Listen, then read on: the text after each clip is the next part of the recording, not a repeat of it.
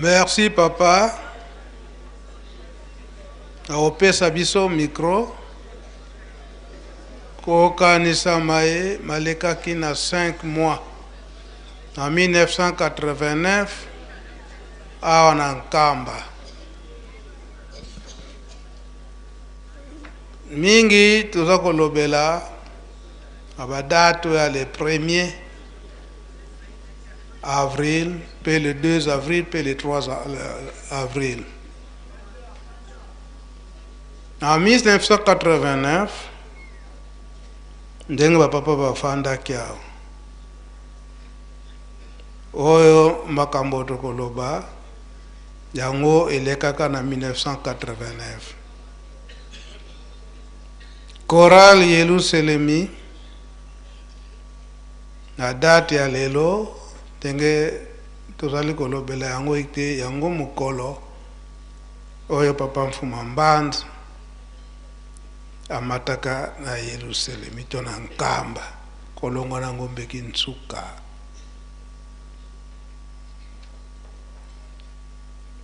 Chorale Yerusalemi ndenge toza kolobela yango, bino batu botongaka ndako ya papa Mfuma Mbanza. Ndenge kaka ilobami awa, papa Simon Kimbangu na 1960 wana aponaki kaka na zamba kuna na Matadi Mayo, na tango wana ezalaka zamba. Me papa Mfuma Ndongo balobelaka yango boy. Mawa mingi ezalaka na tango wana pona nini oyo batambolisi bambuta o bazalaka na tango wana nde babandaki kowelela baposte ya Bokondi. Bawelelaka baposte ya Bokondi. Donc na le 1er avril wana tango papa Mfuma Mbanza mataka na Nkamba, papa Mfuma Mbanza aboyaka batongela ye ndako na matériaux durables. Donc ba brique ya kotumba bacha batolo aboyaka. Basalelaka ye ndako ya nzete, abanzete plus manga, nzeta manga ya munene oyo tofandelaka mingi, ezalaki ne ndako ne ya liboso. Kota apa yote nde ndako ya mibale oyo ya liboso, tango ekwei de basalaki ya mibale ao na payote kaka Yerusalemi. Basalaka bandako wana na kinzungilila paseke na tango wana basinga ya kokangela ndako ba kekele oyo tobengaka mbasa awa kinzungilila babanako musala wana. Bongo nde matiti oyo babengaka mamia nde ebanda kuhuta na malanta. Nyonso wana na tango wana bakamini ezalaki penza te na mutu biloko nyonso abana komemela yango. Papa Mfuma Mbanza aboyaka makasi kolala na ndako oyo batongi na ba matériel ya mindele. Donc nyonso oya bokoko ndako na ye ezalaki ndengwana. Kokota kotaka na ndako oyo tobengaka mise wana bapapa kulutu na papa yangenda nde bapesaka mayele na tata moko commerçant ya Brazzaville, tata Bomba Emmanuel, nde bayebisaka ye tonga ndako wana. Si papa Mfuma Mbanza tu ndako zo kotonga pona nini? etata bomba bapesaki na maile na papa nkulundu lobaka kete lokola groupe électrogène oyo epelesaka mozole ezalaka libanda esengeli ezala na kati ya ndako me po akota na ndako wana bapapa kisolokele na papa Liangenda babondelaka makasi papa Mfuma Mbanza po ete akota kuna. Donc yango na le 1er avril wana na 1989 bana Yelu Selemi baaki kopesa lisolo epai ya papa Mfuma Ndongo papa Dangenda Kuntima. Esika wana papa Dangenda Kuntima alobi banda lelo tokotiela bino etoko pembeni ya mozole. Me toko wana ndenge bino bobanda kokengela bino bondo kokengela ngo atakutu ko wana. Yelu Selemi oye. Boyebi lisolo wanto boyebi yango te. Etoko wana elakisi nini?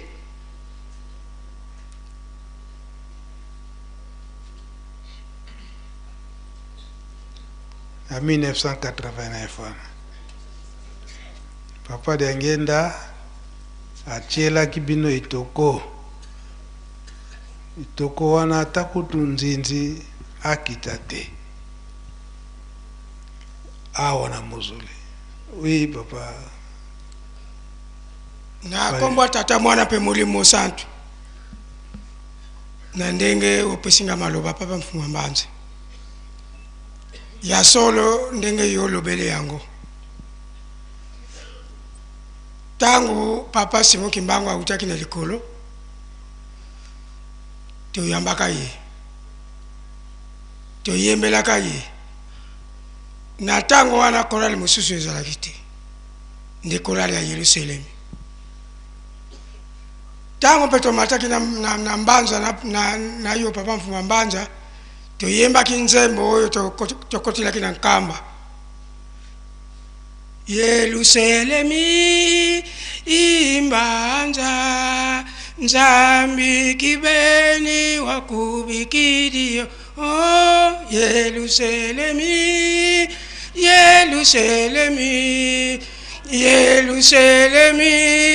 imbanza yo yampa. Ah Yerusalemi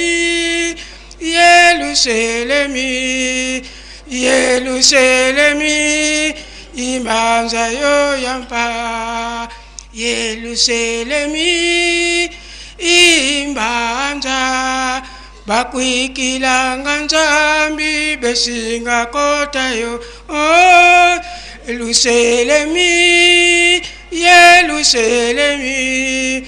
Yerusalemi imbanza yo yampa. Yango wana papa apesaki biso mokumba ndenge ya lobele yango. Chaque 2h du matin ba mama tobeti maboko bake ko sokola. 3h du matin tobandi parade. Depuis 60 tina moya lelo ko bapesaka bino na 1969 etoko apesaka 89 ingeta papa etoko ya mutu mususu ayebi kuna na Yerusalemi bozala ta mibale etoko wana na 1989 papa ntina etoko wana ndenge alobelaki yango alobi te natiki bino na etoko oyo nzinzi yako kobetela te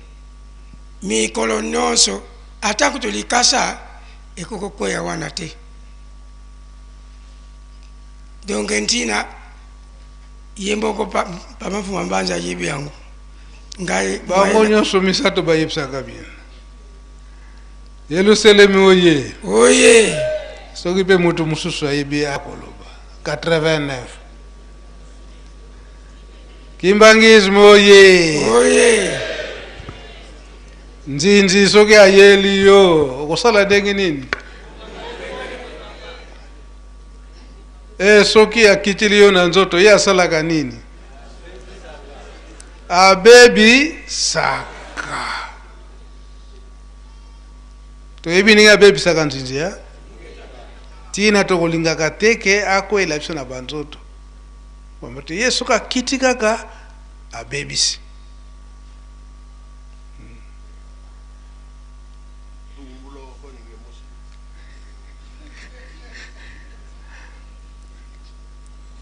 Kimbangismo ye papa yebisi na bimisa ngonga moko banzinzi wana nde bato mitema mabe bato lukunya okomona yeke motambulisi ya malamu nzoka nze aza kobebisa bana na kati na lisanga bazali to bazali te.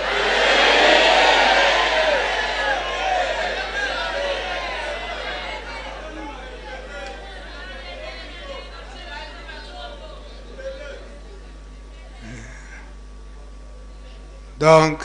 yango korali zonga no papa Gilles. Likambo oba pixela kabino yango wana ba ipsa kabino ba kotie la bino etoko wana ndenge bosala ka parade na bino na 3h du matin. Faki na 5h pona ko bengana milimo oyo ya mabe.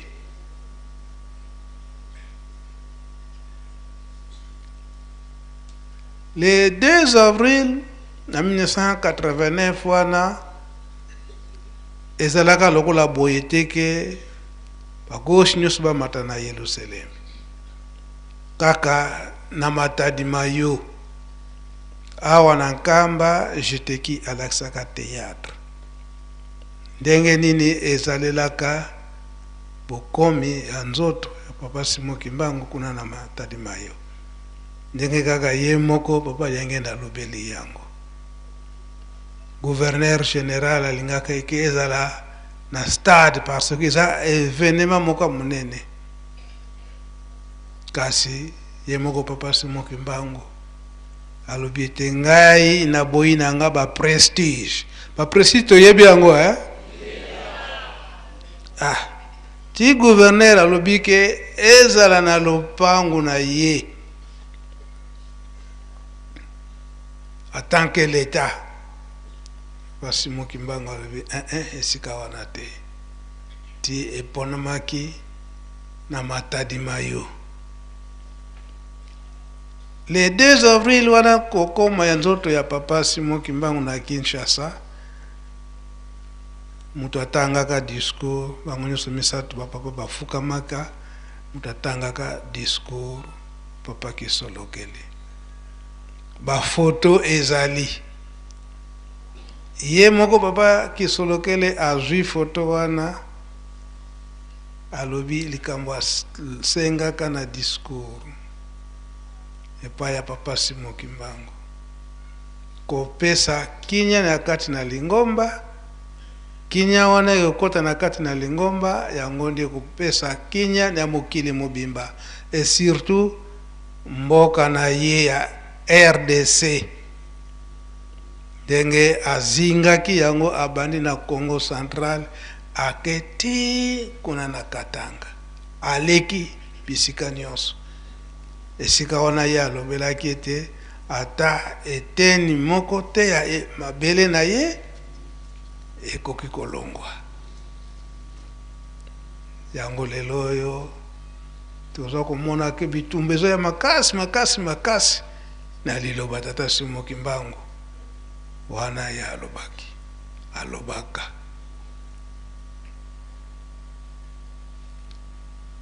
pe na bozongi ya nzoto tata Simon Kimbangu tangu ndenge ekomaka na matadi mayo oyo mobulu wana ebimaka wana. Tout d'abord na kati na lingomba batu bawelelaka batitre bagrade na kati na lingomba donc bamiponelaki na ndenge na bango sans avis ya bapapa esiko ezali to ezali te Yerusalemu.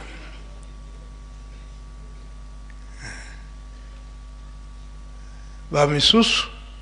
balingaki kaka ke makambo nyonso esilela kaka na Kinshasa. Bapapa balobi ete siège ndenge papa alobele yango, ndenge papa Mfuma Mbanza banda kolobela yango ntango nyonso. Bakatoliki kuna na Rome, bamisilma kuna na Mecque, baprotestant kuna na Angleterre.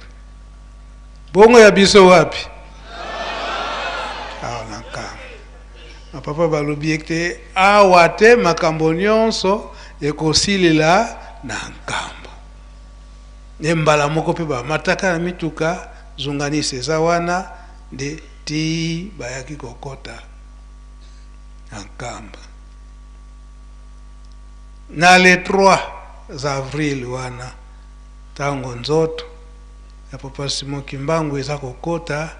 na kati na Nkamba. Kokoma na Kinsungu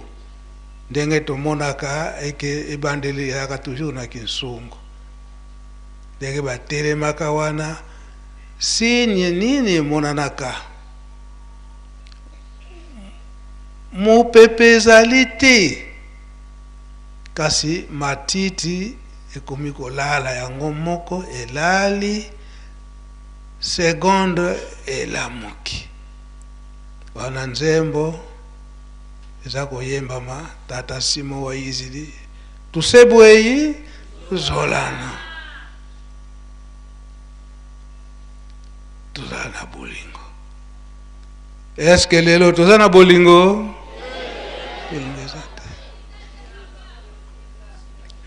Batu nyonso bazokomona na mitema mabe na mitema malamu kokamwa ndenge niti matiti eza kolala mopepe eza te. Nyonso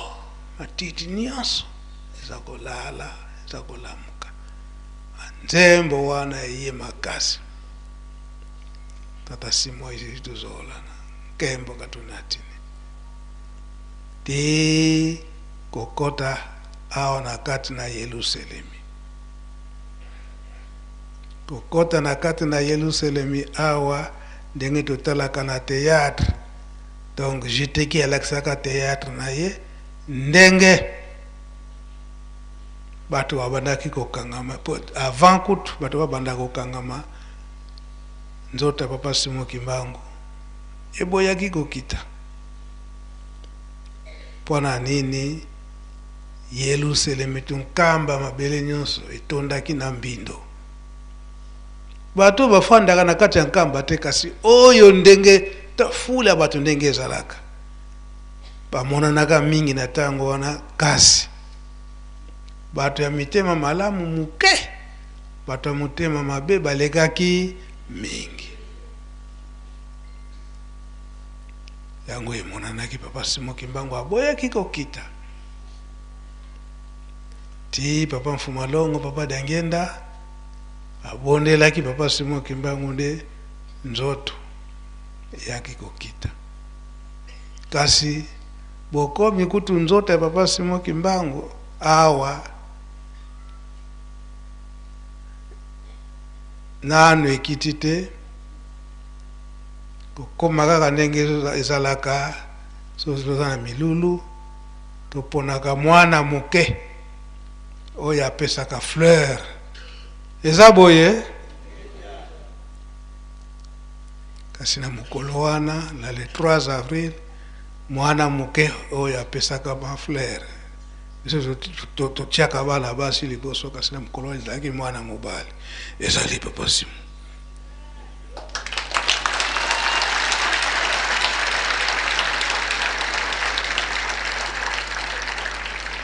Tango wana eza koloba make ye koko ya liboso. Koko ya liboso wapesaki koma papa Simon Kimbangu. Yango nde wapesaka ye fleur. Na arrive ya nzota papa Simon Kimbangu awa na kati na Nkamba. Biso tozalaki bana mike. Na bumwana muke tozokomona ke yaya ke kopesa fleur. Nzoka ki yaya wana donc yeraki na ndenge mususu. ibuna dakarile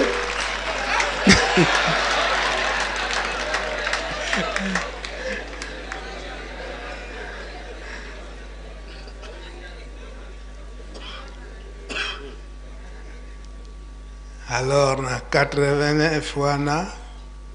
papa batali ba théâtre banda le 2 avril na le 3 avril yango papa Mfumalongo tango azwaki parole le 3 avril wana mawa mingi soki ndenge totali toza ebele oyo tozali ete ba pèlerin na ngai moko na kati tozali 560 na oyo kotala na nzinga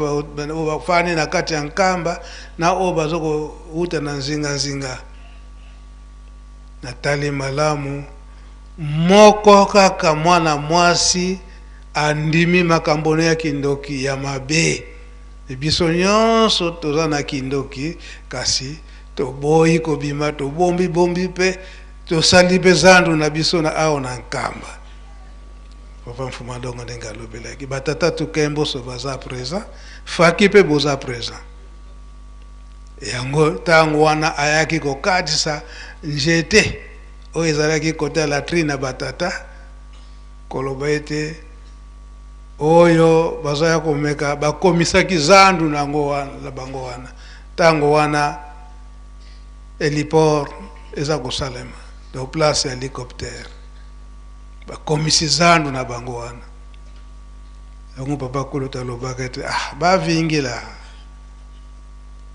bukefutusaki miala faki oye toyebi likambo wana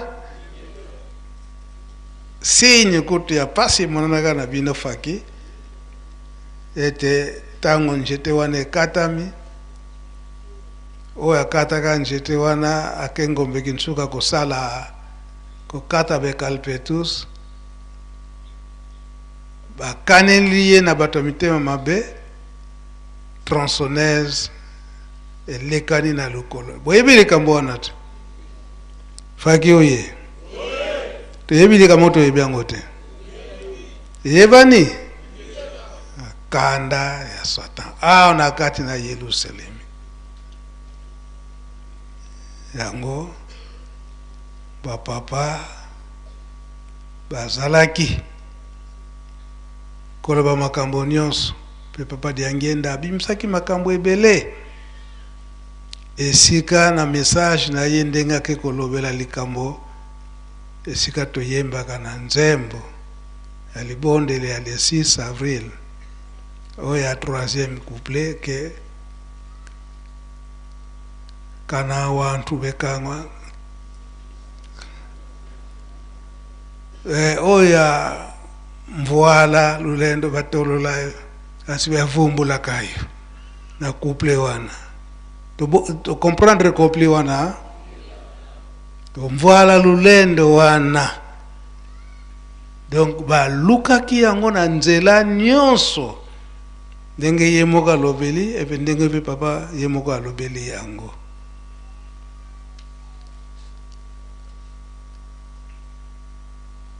pona banda na 21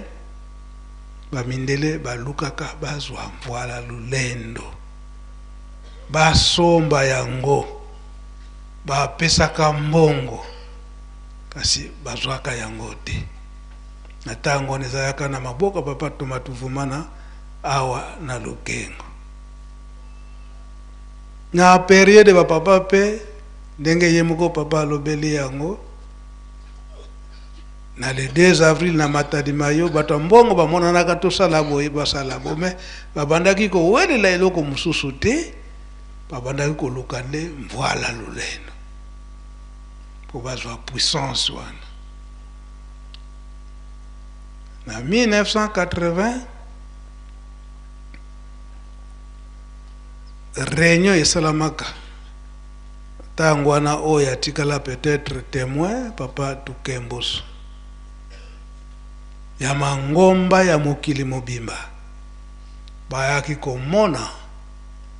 eke mokili ebebi ekomi na mpasi mpona nini banganga nzambe bakomi na bango pe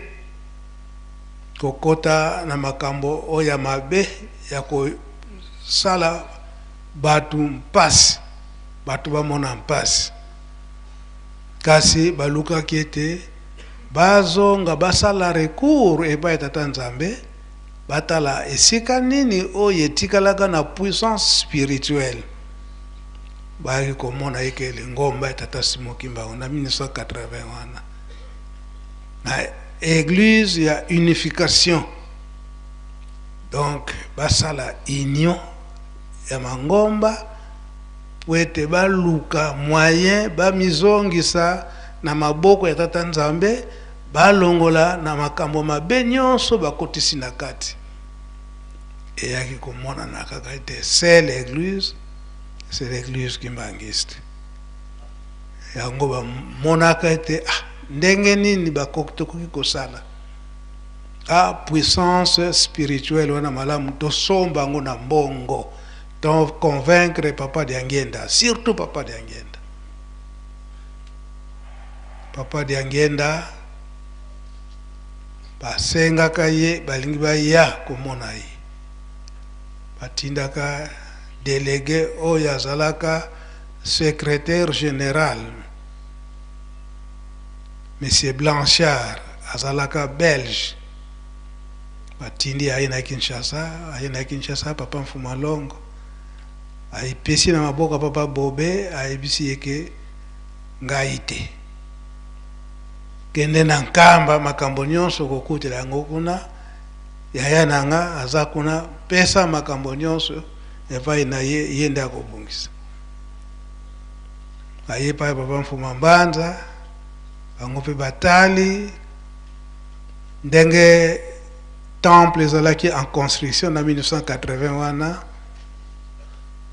ndele wana alobi Papa Mfuma Mbanza soki ondimi kaka eke opesa biso ndambo ya pouvoir spirituel temple yo dans 5 mois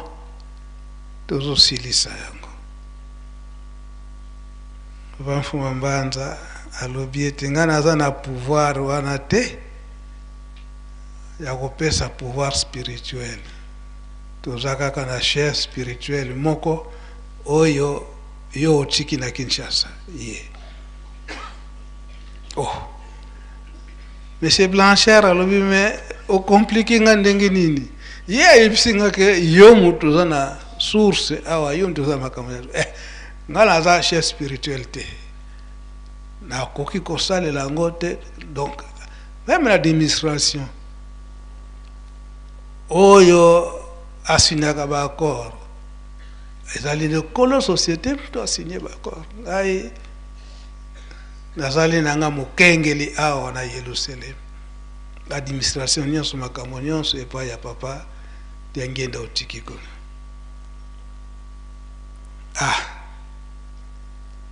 kasi ya yebisaki nga okotisa nga mozole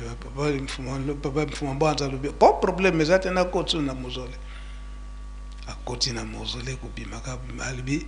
esili oyo ndenge batindi nga bo mission na démissionner po makambo nyonso ezali awa azonga ndengwana tango totikali na Papa Mfuma Mbanza groupe moko ya bacoréen bayaka balobi bakomelaka pai na biso banda Papa Simon Kimbangu Nkiangani ngai na Papa Solo tango tozalaki ndengwana baye na bamali ya mbongo abike toye pwe totonga nkamba na ndenge esengeli mbongo ya ngoi biso tolobi te makambo wana etali biso te etali kende komona papa ye mokonzi ya Lingomba makambo nyonso tango baye pa Papa Mfuma Mbanza Papa Mfuma Mbanza alobi beto katutungilanga mpila yinako muna mosi buna butulendelanga buna tutungilanga nga voa kya mbongo kya mpila lufutuke ni la sosile sosalu yankaka papa yeye tozalaka awa basalaka 3 jours awa bazokoka kokende te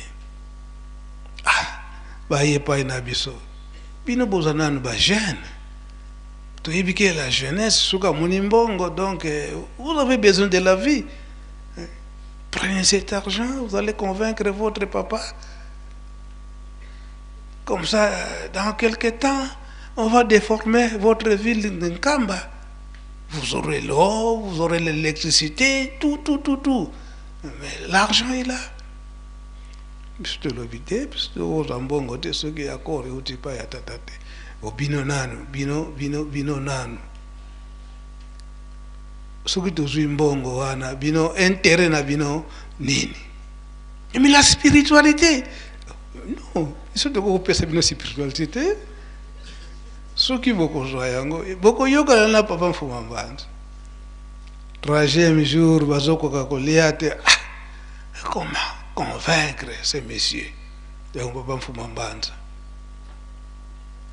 Kolo wana tangu bazozonga na mawa nyonso na mbongo na bango bakomi na premier poste po babima na triangle mutuka ya sika bazalaka nango moteur est bloqué bakangamanika kaka kokodongo votre papa là est très mystérieux mais comment benolosayen baka bakore ti papa mfuma mbanza apesi bango pick-up na itango wana scenario apesi bango yango mute bimisaka babendi na jeep na bango wana bakenango bayaka na bamali ya mbongo tango bakei bawumelaka te bazongi lisusu na bato mwindo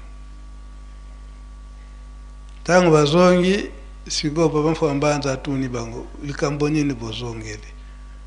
totali na mokili mobimba mutu mwindu aza toujours na pasi. Alors nzambe alobi na biso tomemi oyo azali pasteur na biso toujours koreyen asambelela yo papa mfuma mbanza acha yo loboko na mutu soko ndimi kaka mutu mwindo nyonso abongi papa mfuma mbanza yebisi bango donc na mokili mubima bato mwindo kaka ngabo moni bochenga loboko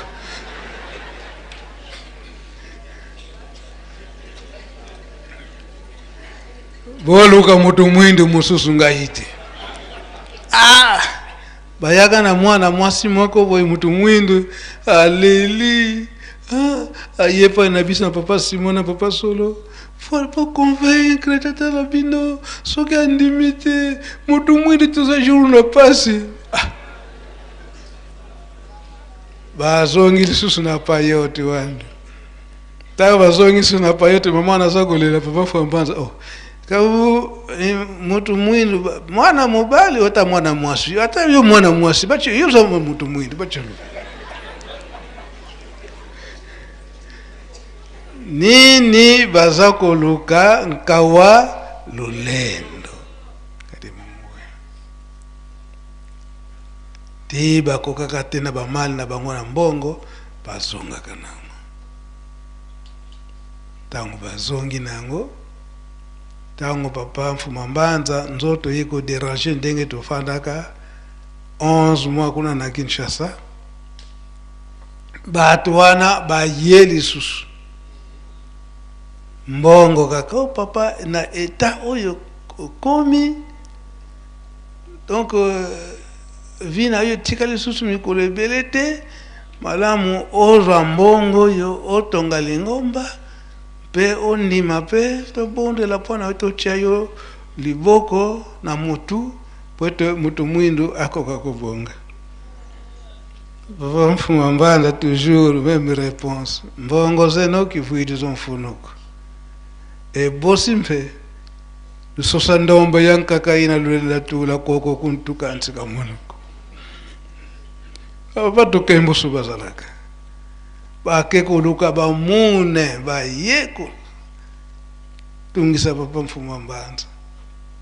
me salamaka te suka butu moko po ndenge nzoto papa fuma mbanda ezalaka déranger toza kolala kaka na chambre moko ngai bapapa Nzinga bapapa Kayombo na bapapa Jetu sika na butu wana papa mfuma mbanda azobenganga mbenza nasoyoka papa na musika pamotana nalamuki bobe papa asaya kolamuka afandi na mbeto baninga wana si balali bango nyonso batata Nzinga papa Jetu bango nyonso balali ayebisi ngai tala na sima fenêtre awa batu oyo bazoluka kaka eloko wana baza wana ma wana mingi eke bazali na bato na biso ya Lingomba awa 2h du matin wana nalamuki wana na centre nalamuki nafungoli porte papa Nzinga bango nyonso mpe balali pongi makasi bayibi teke nga nabimi natali na fenêtre mutu aza te naye opesa réponse papa na fenêtre mutu aza te na fenêtre donc eza na kati ya chambre na kati ya chez nous da wana ntango napesi réponse afandi kaka te bazalaki wana luka bango peut-être babombami na salon bibe quelque part nabimi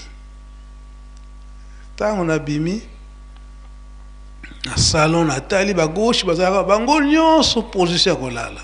pongi makasi tourne na chéru na nyonso ti kote ba chambre ya mama Mikala na zongi papa baza te balobi bazalaki eya papa alobi baza kaka wana babombami quelque part ale bima libanda abimi libanda bapie gauche nyonso bato nyonso 2h du matin ya kolala naketi kota ba studio na yeti kota porte munene abundi bato wana te ntango nazongi na papa nayebi baza te siko ntango baturi ya suka ntango nazongi nayebisi papa baza te siko papa Nzinga balamuki likambo nini ozo na explique bango ntango na explique bango bango mpe bazwi courage babimi balukiluki eloko moko ezalaki te tongo etani papa abongami mbala moko papa alobi eke oyo sene ezalaki na butu na moi bokomona yango me bozala prudent bozala brutal te si bato bakoya bato wana ntango bakoya na bato mosusu ya Lingomba so bino bozala brutal te papa baprotocole papa bapaya baza wana bakinga nde na Lingomba nde bamemi bango bawapi bakoreyen ntango papa ayambi bango mbala moko bango balobi papa histoire na biso wana tozo komona eke nzoto elembi kala mingi te okolanda bandeko na yo eske okoki kondima te totya loboko mpe otikila biso mwa spiritualité wana otikila biso papa ayebisi bango bino bozo komona ke ngai naza kokufa mena kokufa te ya mibale likambo oyo ya mbongo oyo bozo koloba ke tonga Lingomba toza na posa ya mbongo na bino te mbongo na bino toyebi te ndenge nini bokozwilaka yango me biso na totongaka Lingomba na biso moko na moko ndenge akokeli tokotongelaka ndenge wana makambo nyonso oza komona bandeko nanga batiki totongi kaka ndenge wana ngai nakoki kochange nzela mosusu te mpe likambo na bino boza koluka oyo ya spiritualité namona bino lisusu awa te namona bino lisusu awa te na bino bato bomemi bango namona bino lisusu awa te boyaka na bapaya boye esika wana lokola ye papa atombolaki mongongo biso tomoni boye te atake bato wana bazalaki bayaki na bango bato ya Lingomba papa alobi bino botika mbala moko bango babimi ewumilaka te une semaine kaka papa tomoni eke to changer statut ya Lingomba ndenge nazoloba tata tokemboso ayebi bo na ntango wana bango bazalaka kuna to changer statut ya Lingomba baba Mfuma Mbanza atuni bango mumantha makambo akala ya 1960 ndenge tobandaka Lingomba yango lisusu te sikoyo to changer papa ozomona administration ndenge eza ko changer malamu to changer papa alobi bon likambo te bokende kokoma makambo oyo bolingi bongo boya kolakisa ngai bake kosala stati baye esika moko baye kokoma ete ntango papa Mfuma Mbanza aza kokufa sika bakopona mbuta moko ya Lingomba oyo ya kotambusa Lingomba se diviser en deux camps te ezalaka ndenge wana te papa Mfuma Mbanza atanga tuni bango munangi ansika kisalo ni tata bona kakubikila bona makisikadi lange donc batu wana bazoko travailler na bakorie wana bazoko luka toujours spiritualité na nini siko inankawa lulendo ndenge papa diangenda alobeli yango na message na ye yango ezalaka na le 2 avril na Matadi Mayo na 1960 etumba wana babimisaka eke bafongola kaka nzota papa Simoki baserke batala papa Simoki Mbangu eske ye ou bien ye te likambo wana nde yango wana ko bunda wana tokomi na mois de novembre non na mois d'août tokomi na mois d'août tango discussion wana ebandaka papa Mfuma Mbanza yebisi biso ke le 12 octobre fona fete na Nkamba na 1997 wana photo fete na Nkamba siko obe wana ko changer statut wana alobi papa soko signé te okokende Nkamba te okokende kozonga Nkamba te bambuta baye kofanda papa alobi bosala ndenge bolingi comme ça boya na signé siko bakei basali tobongisi Mfuma Mbanza tuni bango esika wana bolobiliki nga soki na kufi boko remplacer mbuta siko bo changer likambo yango papa toko changer soki bo changer te ngai na ko signer te wana tokomi na mois d'octobre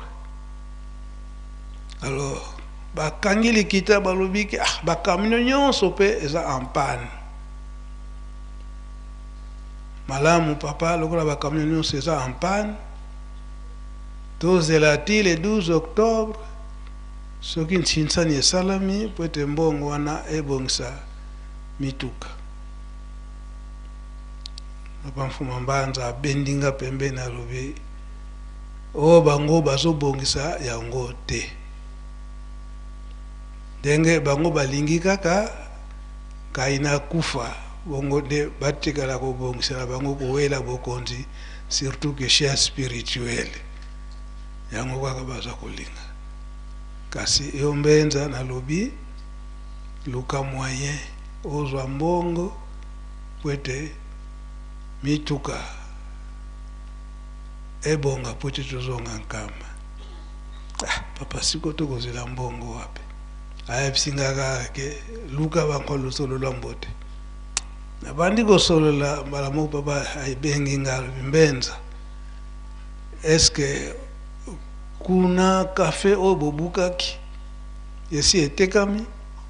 na papa nana etekami te kafe eza nano na nkamba kuna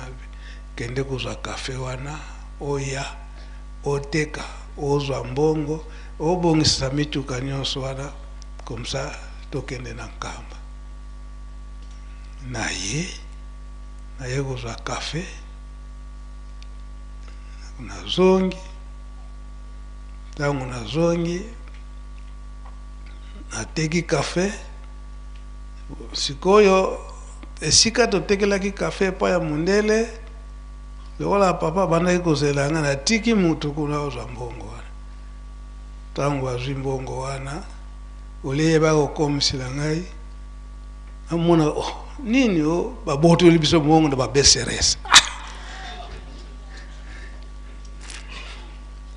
ndenge nini nakokomisela mapapa makambo oyo ntango nake koyebisa papa lobi kimpakwani batatagana ubalandela tikino nalandelaka mbongo wana ti klase ekomaka na mokonzi babeseresa ye alobi mokonzi wana alobi général wana alobi nzoka ne mbongo balobi eza ya chef spirituel naboyi makambo azwi mbongo nyonso azongisi me oyo azongiselaki bango lokola bazalaki mapinga mpe kaka ya lingomba balongoli lisusu ndambo kaka bimbongo ezalaki boye te balobi no talaka kaka mbongo ya basoda donc esi ekabolaki ye moko mokonzi wana na pokwa aye koluka papa alobi papa ozwi mbongo na yo nyonso mpo na nga naboyi na nga masumu papa alobi te ekoki nyonso to ndambo kaka papa kasi bato na yo oyo otindi bato alingomba otindi tobengi bango papa yeye au général alobi papa talaka kaka ekomaki circuit mulai donc général alobi te circuit mulai te nga napesaki bino nyonso ya kokoka donc soki bozalaki na circuit to bino moko nde bokaboli yango mpona nini balingaki kaka eke papa andima papa bialunga na andima eke soki ye aza lisusu te bambuta wana baponaki bango nde basimba lingomba bachange balobi non ekotalema kaka na makila oyo ya tata Simoki Mbangu nde kuna akobima mwana oyo akoyingela papa Mfumu wa Mbanza ntango mpe basinye ayebisi biso mbenza tokanga bisaka nyonso ngai le 10 octobre nazolongwa awa mpo nazonga na nkamba mpo makambo mingi oyo eza ya mpasi awa bamboka mibale eza na mpasi Kinshasa na Brazzaville na ntango wana kowela bokonzi eza koshofe nde na le 10 wana mokolo wana tobimaka na Kinshasa bato nyonso ya Kinshasa bazalaka prepare eke papa Mfumu wa Mbanza akofete le 12 octobre awa bino nyonso bobongama plus question que papa Mfumu wa Mbanza azonga papa Mfumu wa Mbanza a préparé biso a préparé pe ba musicien oyo akotikala Italie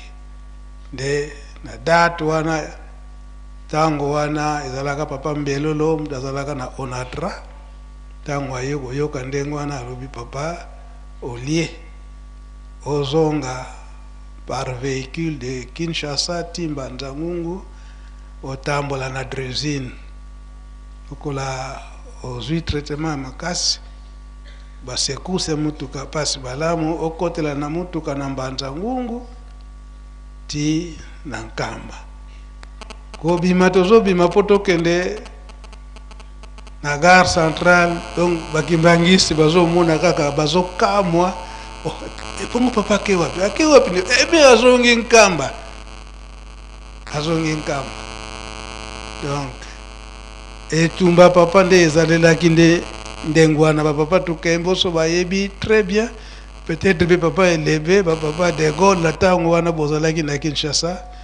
oyebi likambo yango malamu nini kowelela kaka eloko wana ndenge papa diangenda alobeli yango kawa lulendo. Esiko eza wapi awa na nkamba eko kende esika mosusu te. Aho papa Mfuma Mbanza akomaka mukanda moko oyo biso nyonso toyebi oyo batambolisi bazalaka na yango koloba ete kowela bukonzi ndenge nzembo toyembaki lobi ete na tango oza kokota na kati na lingomba kowelela bokonzi tata mukonzi abulu ete bizache yo wana na tango wana na mukolo ya suka okoloba ete ngai nazalaki motambulisi munene, ngai nazalaki kutu pasteur, ngai nazalaki kutu muteyi ya koloba ete ngai nayebi yo te natina kaka ya kowela bokonzi na kati na lingomba. Lelo ezali to ezali te malamu ye moko tata mukonzi abule atie yo ke osala force ye moko papa ngai soki na koti sika wana na kosala boye na kolekela boye na tata Molimo Santu ndengo wana te. Eza na chapitre oyo papa Mfuma Mbanza akomaki pe mukanda akomaki ezali papa Katembo bino nde papa Mfuma Longo papa Simuki Mbangu Ngiangani apesaki bino grand devoir kuna na école biblique bo reprendre mikanda nyonso wana papa Mfuma Mbanza akomaki leka liboso upesa biso pe tokosukisa kaka wana papa makambo tolobi ya 1989 toke na badate misato ya le 1er avril, le 2 avril pe le 3 avril. Likambo munene na le 1er avril wana Yerusalemi batiela kabino etoko nzinzi akweya te toyebi musala oyo nzinzi akosalaka soka kweikala nzoto mutu mbala moko abebisi eza boye. Est-ce que nzinzi akolinga makana nzoto?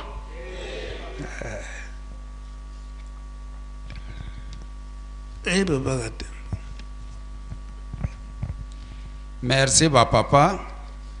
na kombo ya tata mwana pe tata Molimo Santu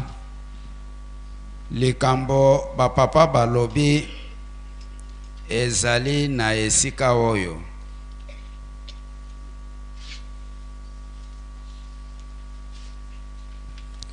mokanda kombo na yango ezali tufimpulule nsono kyankanda nzambi. Papa Mfuma Mbanza papa Dialongana Kianga ni mutu akomaki yango na 1959 ezali koloba boye na ntina ya likambo oyo papa auti koloba tokosala lecture commentaire kozala muke alobaki boye na page 8 tokosilisa na page 9 tutomatala kinkwa kala vo muntu si katese sankwandi sakuba kadi konso muntu ozei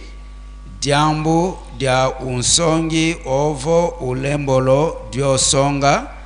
kwa nkwandi yisumu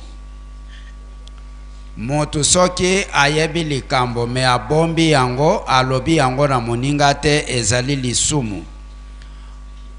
Bantu beta tona e maunsongi yesonga mpe mo kwa beto tutamo songwa mau katuzodi vo nganu sadila mo nkatu musadila mo nkutu kansi nga yani nzambi kibeni kakulumuka mukwiza kutu singike. Référence papa apesa ki ezali Matthieu chapitre 15 verset 7 à 10. Mfumu Yesu watoma kutusonga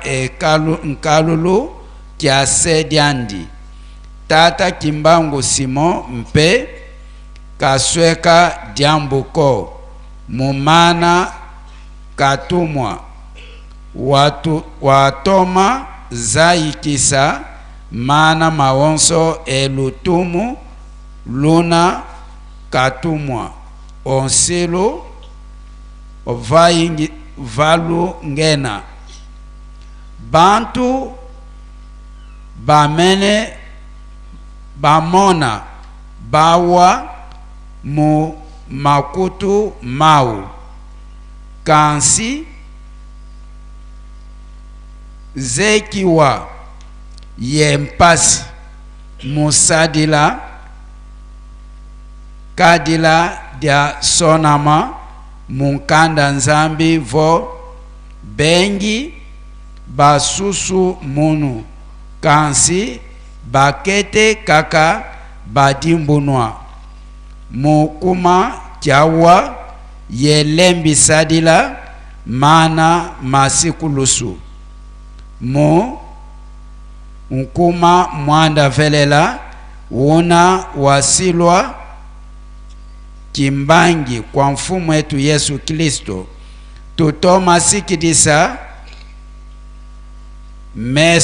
meto yentima tutanga muna mavangu mazintumwa chapitre 28 verset 26 à 28. Mfumu Yesu wabaka embandu muna kadilu kyandi kya kimwana kadi mwana kayindulanga jambu diambiko muna ntimandi idina babakila mbandu kansi mukadilu diabeto tutavovavo mono yalunde salu mono ya mona ngunza kansi nkani kinu miankanda nzambi mia katulundingi nga mumona mbona ina wamona ye muna ngwa ina wawa kansi makusadila nga si wavuluka kwakwe mfumu nzambi katalanga nkotolo za maboloko ko nganu kalulu bya kimbuta nkutu nduna ulundanga nsiku yolutumu iyandi nduna uvuluka kadi Yesu Kristo kanata nkutu tunda dya kinituko. Likambo yango ezalipe na kati ya Bible na Matthieu chapitre 7 verset 21 suka na 23. Nkolo Yesu alobaki yango kaka ndenge alobaki na baluba na bayuda ndenge pe aye kolobe pai na biso. Alobi boye bamususu bakokoma epai ya Nzambe te. Na verset 21 ezali te baoyo balobaka na ngai mokonzi mokonzi nde bakokoma bato ya bokonzi ya likolo,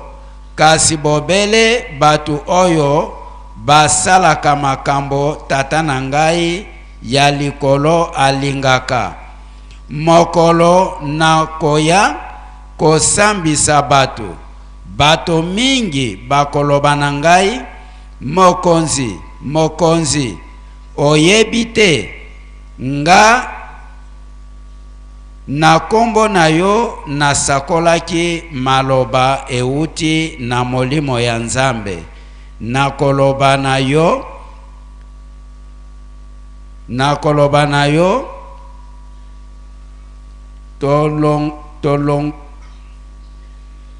tolongolaki milimo mabe na kombo na yo,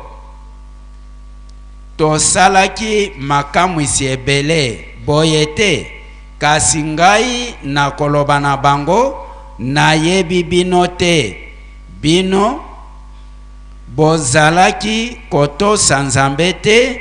bolongwa liboso na ngai. Na kombo ya tata mwana pe tata Molimo Mosantu, batata pe ba mama, tolandi maloba ya nkolo Yesu banda kuna na bayuda na ndenge ayaki koloba yango lisusu awe epai na biso. Lobi papa abengaki korali ya Yerusalemi, bayembi nzembo ndenge papa azongeli yango awa lobi, mingi bokoloba ngai nazalaki pasteur, ngai nazalaki diacre, ngai nazalaki catéchiste. Na nzembo wana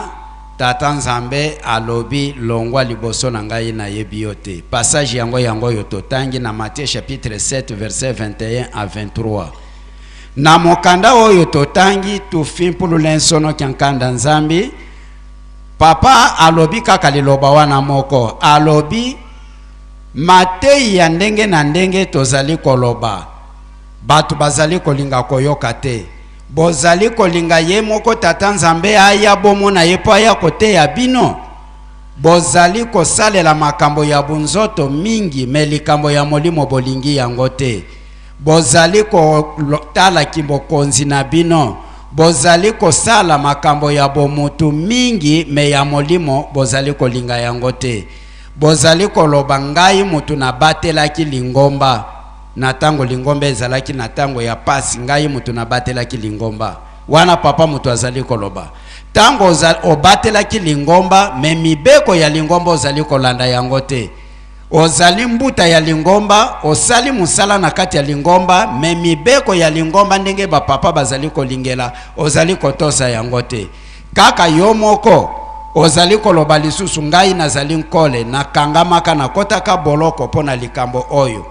Obateli mibeko te, okotaki boloko bien sûr, me na kati ya mibeko ozali kuna te. Makambo nyonso oyo papa azali koloba ndenge azali koyebisa biso tolingi kosalela yango te. Batata na ba mama elingi koloba nini, ba papa bazali na posa na biso ndenge touti kolanda makambo ebele ba papa balobi lelo. Ba papa balza koloba na banzembo, ba osenga biso nzembo ba expliquer yango pona ko rappeler ba oyo baza koyoka makambo ya Bible te ba comprendre na nzembo. Ba masese ba papa bazali kopesa, bazali kolimbola, ba makambo ya ndenge na ndenge baloba na Bible tozali koyoka te, baloba na masese tozali koyoka te, bazonga na banzembo tozali koyoka te. Tomeka ko changer to sala posa ya ba papa totala bunzoto te. Soki totali ba grade na ba fonction totali mabakambo yezali na biso lelo tokokoka ko sala posa ya tata Nzambe te. E bandi lelo te, tala kuna na kati ya Bible ndenge tolobi, tala pe na 59 ndenge papa lobela ki yango, lelo ezali kati na biso nde balobi to luka nano bokonzi ya likolo, to sala posa ya ba papa, to tika ba makambo yo tozali ko sala na posa ya bunzoto. Posa ya papa ezali ete turu oyo tokota batu mibale te misatu te, me tokota ebele. Yango azali kotinda biso to fongola motema, totika ba makambo ya mabe ndenge atindi biso pona kotubela. Papa Mfumwambanza azali koyebisa biso aluzongeli yango 3 à 4 fois na kilte matinal. Alobi ntubela oyo papa azali koloba ezali te kaka kofukama liboso ya paster koloba ke nasalaki boye tia ndelo pe change bizaleli na yo oyo ya mabe nyonso to elongwa oyo ya kitoko osalela yango wana nde ezali tubela ya malamu mais soki totubeli tozali kozongela changement ezali komonana te bapapa bazali komona makambo nyonso ndenge toza kobomba makambo na kati ya mitema awa papa auti koloba batu bazali kosambela me bazana bakisi bazali kosambela bazali na kindoki bazali kosambela batondisi ba magina biloko ndenge na ndenge na kati ya misala wana nde tokokota na nkembo na kati ya misala ya mabe wana nde tokozwa elonga liboso ya tata nzambe mokolo ya suka tokoloba ngana zalaki mokonzi na esika boye papa akoloba na yebi yote papa akoloba tosala boye biso toza ko contredire ozali responsable me bizaleli na yo ezali kokokana te na ndenge doctrine ya lingomba ezali kosenga tozwi bunzoto totondisi na kati na lingomba makambo ya molimo ezali komona na lisusu te nde reference papa asengaki yango wana papa na makambo sengaki na komba tata mwana pe tata molimo santo. Merci papa pasteur Rui Kozonga. Merci papa. Kimbangismo oye. Kamba oye. O makambo tokosilisa nango sikoyo biso nyonso toyebi yango. Na l'an 2006 tozalaki na conférence toujours sur l'histoire ya papa Simon Kimbangu kuna na Kinshasa toyebi likambo toyebi yango te toyebi na tango wana emonanaki te amphithéâtre il faut esila po makambo nyonso wana ekolekela kuna kasi na biso bandimi tango tomonaki ete musala oyo ya amphithéâtre ekosila te kasi papa Simon Kimbangu kiangani aza koloba ete fotosilisa tobande koloba toujours que non akokoka te nani wana akokoka te papa Simon Kimbangu kiangani misusu kute tosali ndenge wana utilisation ya mbongo ikokena una nzela mususu totala soki pe likambo ekozala nani oyo kotemonya likambo wana ke miracle nani wana kotemonya oyo yaki koloba ke oyo miracle Kinshasa oye tozalaka ouais papa Simon Kimbangu na salisi misala na ye biso bana ko ndima teke ko sila oui papa merci papa le pesa biso maloba musala amphithéâtre ezala ki vraiment musala monga munene ezala na construction ezala na équipement na kati la koliki ezaki ambassadeur je crois bien à Grande-Bretagne ayaki la mutu kona telemi libanda azali atali amoni que musala oyo ekokite na inauguration na date au batie ya lobby alors pesa ki salaki mawa abi papa bengisi batu na rana ye vraiment ezali kito côté musala ko silate pour fallait journée yango bon azongi na ye na résidence azeli kaka date yango ekokaki na ntongo tango baye musala salabi tango tozaki kuna tribune musala programme nyonso eleki sikoyo bato baye na kota inauguration donc tango atali ndako naye akoti na kati mpe amoni ke manifestation esalami na kati alobi ça c'est encore un nouveau miracle de Simon Kimbangu donc a confirmé que non ezali miracle parce que nani tolobaka likambo swing ya yekoloba makambo ngando abi soki ngado asala ayebiso te soki ngolo ayebiso te ngado azokobela ndimela ye pamba te bakomi bale bazaka na mai elingi kolobali biso toyebi makambo Simon Kimbangu te mais bino bakibangisi bato bayebi bafanda na Simon Kimbangu bayebi histoire ya Simon Kimbangu soki balobi na biso te Simon Kimbangu azali nzambe molimo centre esengeli biso tondimela bango est-ce que tozo jango likambo na mutu tisiko papa toza kotia mokabura mutu bazali bato TBP bazali papa bato TBP bazali o baza ko bato TBP bazali bakozanga te papa parce que toza mabota mibale no toza libota nzambe na libota satan libota satan ko betela nzambe maboko te papa te asia katanda il faut yake na le faire. Donc ambassadeur à Grande-Bretagne monaki penza miracle salama kinenda ko ezali miracle papa parce que na ndenga monela ki yango ko sila te monela le kola isidi côté la kati ba inauguré ndenge tozaki na temple na 1981 bato bandimaki teke na tongo ndako nzabe ko fungama mais tango efungamaki ba monaki te solo ezaki miracle et komona na lisusu na l'an 2021 nantina na musée ndenge papa elebe alobeli yango ba-italien bayaki na mbongo na bango me bazoluka kaka ete bazwa spiritualité mosusu epai ya papa Simoki Mbangu Kiangani shino wana papa elebe ye mutu ayaka na ye garoza micro.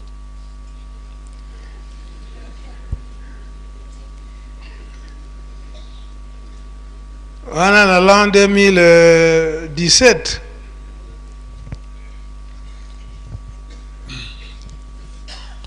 oui papa et ça y a solo directeur directeur merci papa de m'accorder la parole directeur il y a grande société chinoise il y a construction à immeuble kuna na Kinshasa na zwaki ye to longwe kuna na tango nanga na zala responsable du patrimoine na ye te to ye na tia wana nkam na l'an 2017 oui papa parce que wana eza komona na papa alobiete le 22 mars oui mise na l'an 2018 to sala yango inauguration so sala ma inauguration alors tango ye aye a sala expertise na ye te alobi na ko silisa yango soko na silisi yango papa moi secret moko ezali c'est que ba chinois soki bazo sala mosala avant babana parce que ye tango ye aye mpo a sala expertise 5 millions a silisa yango nyonso to apesa biso clé en main mais ba chinois bazala bazala lokwa na piège soko ba pesi ba mosala il faut ba bouddhiste bazala kanaka moi makambo na bango basalaka batieli bino wana mpo soko bati ba immeuble nyonso basalaka il faut d'abord basala makambo na ngo ya babuda soko basali ba après ba ye ko sala musala donc makambo wana ya lingaki aya basala yango awa na kinchweki na bango et puis ba pesi plus de 5 millions ba mbongo na bango ba pesi toujours kaka ndenge yo sakoloba toujours combat ya spiritualité et ceux qui ont l'année pe makamo ya ba italien bayaki bango bazalaki mais kaka lingombo ezalaka kuna epai na bango nde ba mandata kisango biso to l'année de kamango au fond kaka lingombo ezali kuna epai na bango bango nde kaka bazalaki na likamwana ndenge babenelango te ale baye lisusu ko baye ko bimisa yango papa ekomaki lokola likamo ya Esau na Jacob c'est-à-dire yo bapesi yo kabwa l'autre abandesu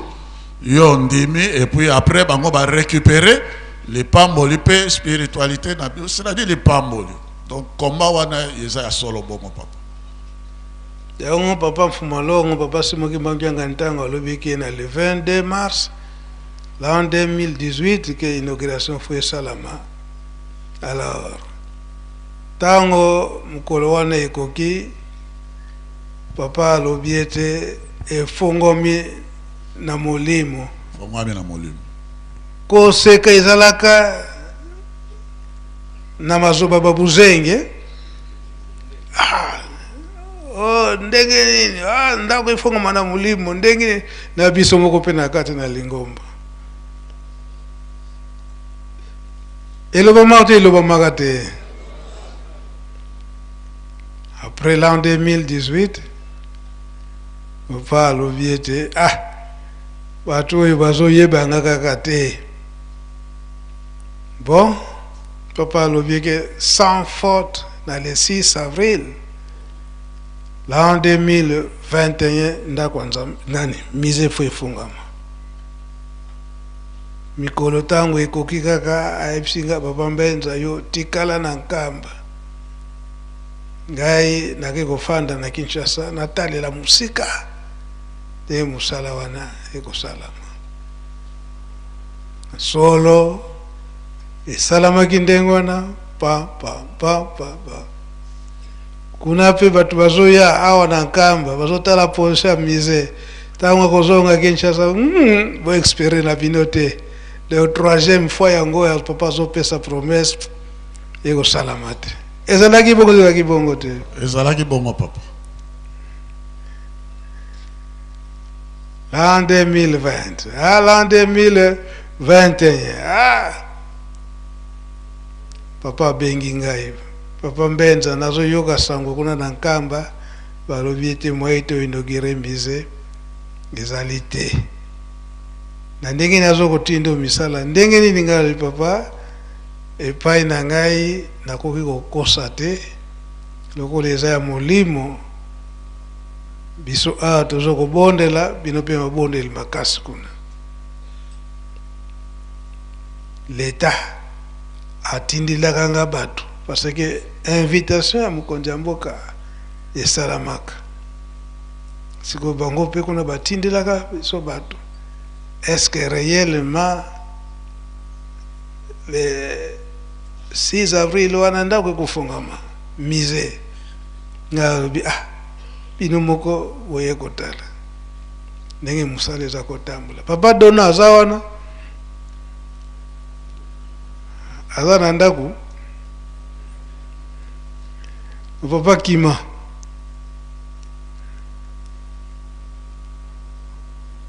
soki baza musika bapusana nana papa aza kochauffe biso ayi papa Mbenza le 6 avril l'an 2021 ndenge ekangamaki mise il faut efongama Satan atante na ndenge mususu kamina marbre ye kosala accident kuna bato bakufi nyonso wana bapiège ya Satan. L'État atindili ngai bato na mois de mars wana est-ce que ndako ndenge eza boye le 6 avril l'an 2020 ekofongama abi assurance ezali pa mokonzi ya bule mpe mabondeli makasi mosala eza kosila esika wana nde kombo ya vuzila nkulu eyaki kobima butu moi toza kosala misala même biso moko bato ya Lingomba na le 4 avril wana 5 avril ntango Kinshasa azokoma batali boye esoni ya boye lobi mokonzi ya mboka mpe akoya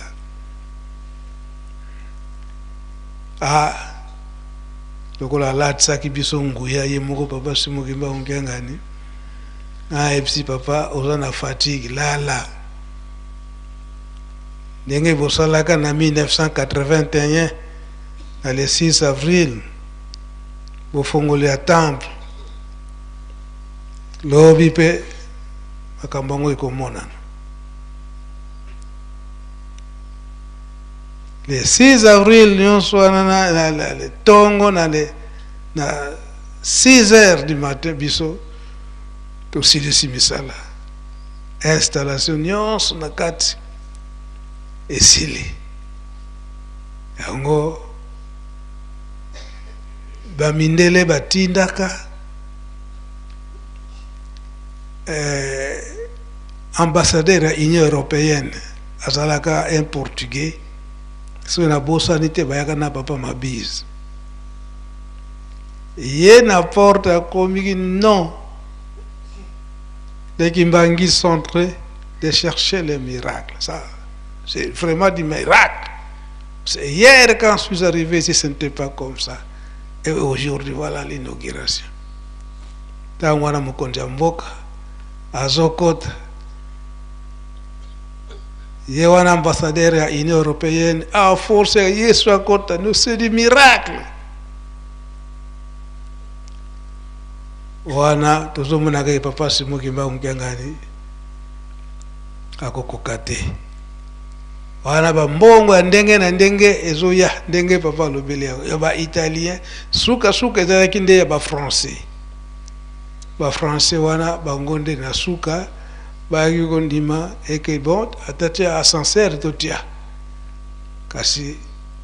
bayaki kotia yango mais finalement ils ont formé batu mwindu nde bayaki kosilisa mosala ascenseur biso moko tomonaki mais oyo mpe batu mwindu wana bazalaki banonki mbangiste bango moko mpe balobi eke eza miracle ndenge batiaki ascenseur wana donc biso bakimbangiste tozala trop sûr tozala makasi na mabondeli eke na mabondeli ni tokolonga bozonga bino bapapa pasteur. Merci papa. Donc miracle mibale oyo tomonaki awa na RDC bofongoli amphithéâtre pe musée mpona papa Simoki Mbangu Mkiangani yango lelo aza kotinda biso lisusu koseka ezali na memorial eza boye te kasi ekolo miracle ntango na ye wana soki ekoki akozela susu bambongo na biso ya mike mike te kaboyeko papa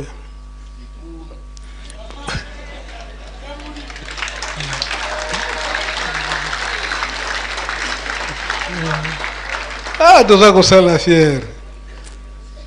na papa liangende ezalika ndenge wana na temple na biso awa na nkamba regret ezalaka na ntango wana bainvite mokonzi ya mboka na ntango wana kasi bakoke kotya songisongi kuna soki okei bakosala o mabe bakosala boye mokonzi mpe abangaka na ye babaki maleka kuna yo bozalaka batémoin na constitution ya musée na mokolo wana leka kuna kasi na mokuse mpo ngonga si ekei bapapa dona tozwi bango mpona baporte bafenetre ya alu mokolo ya suka wana papa dona wamonde naza na pongi nake kolala yo olingo polisa ekipe bato bapesinga kanda baza wana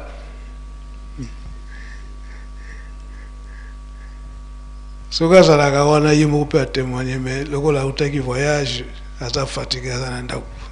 oui papa Kima na mokolo ya suka inauguration ya musée. Merci nkolo na ndenge opesi ngai maloba mpona makambo ya musée mokolo wana nalobaka na mokuse mokolo wana ezalaki pasi epasi oyo biso toyokaki nzoko wana ezali bisengo mpo makambo oyo elekaki na musée biso ti lelo tokomprenaka yango te ndenge kaka miracle oyo esalamaki na ntango ya temple ndenge mpe esalami mpe kaka awa na musée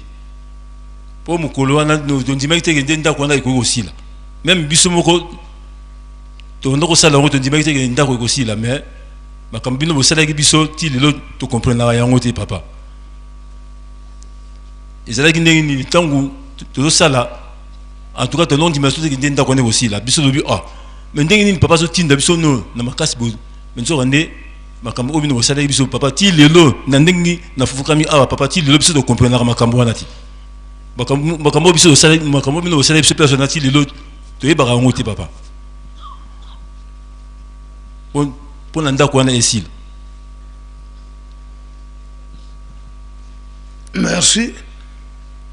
Nayebi ke uti mosika oza kohema volontaire oye faki oye tozalaka ebele biso bato ya nkamba na butu ya le 5 avril na kokoma na le 6 avril na l'an 2021 wana yango na ba papa pied gauche ya mukolo wana na ba papa Dominique boyebi papa Dominique boyebi aza pied gauche boyebi ye ndenge wantu salakane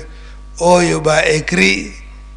ya papa Simon Kimbangu wana nde ye mtasalaka yango parce bango ndenge bakomaka babino mise Simon Kimbangu papa Mfumalongo papa Simon Kimbangu ngianga na luite mise papa Simon Kimbangu donc papa wana ekoki kozanga te ndenge ba mindele bakomaka te mise Simon Kimbangu yango te papa kima kozonga na merci ya kolo na ngai butu wana salami mise papa Simon Kimbangu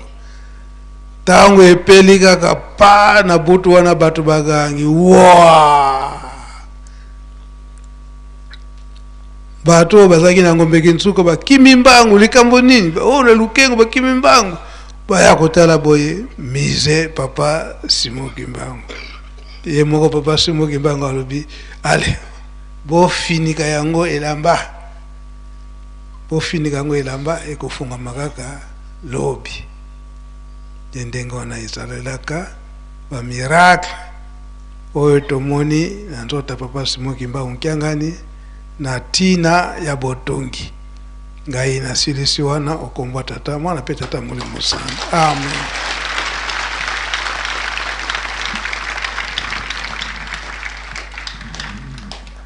Merci papa Mbenza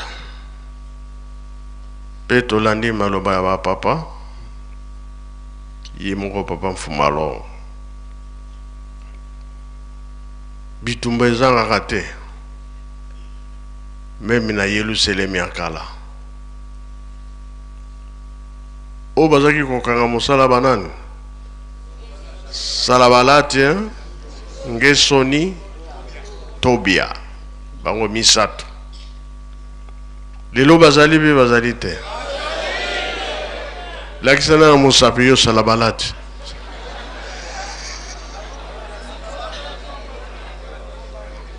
Tobia vandeli wapi ebongo Ngesoni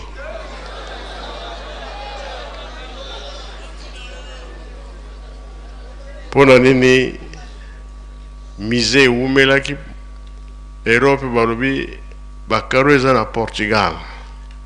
bamusolo eza kuna yango nde pesaki penza retard mingi kino eyeko sila ndenge papa Mbenza alobi na vandela na Kinshasa ciment blanc biloko nyonso toza kotinda ngo kino oye bana Kinshasa oye soki bino te nde pasi